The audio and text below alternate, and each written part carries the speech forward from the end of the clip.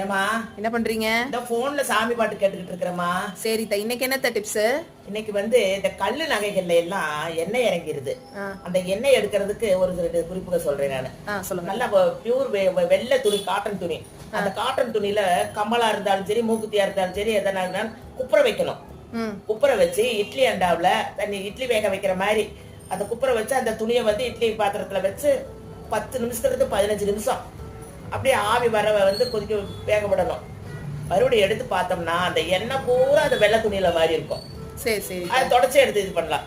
அப்புறம் இன்னொன்னு வெள்ளை பூசணிக்காய் இருப்பாரு, அந்த வெள்ளை பூசணிக்காயில கல்லு நகைய உள்ள வச்சிடணும். அதை அறுத்து அந்த சதப்பக்கத்துல ஒரு 1 மணி நேரம் 1.5 மணி நேரம் அப்படியே விட்டுட்டு அதை எடுத்துட்டு நல்லா பிரஷ் வச்சு கிளீன் பண்ணணும்னா அது பளிச்சுன்னு நல்லா எண்ணெயெல்லாம் இறங்கி புதுசு மாதிரியே மினுமினுப்பா இருக்கும். சரி இன்னைக்கு ஒரு நல்ல டிப்ஸ் தான். இதே மாதிரி ஒரு நல்ல டிப்ஸ்ல பாப்போம். நன்றி, வணக்கம்.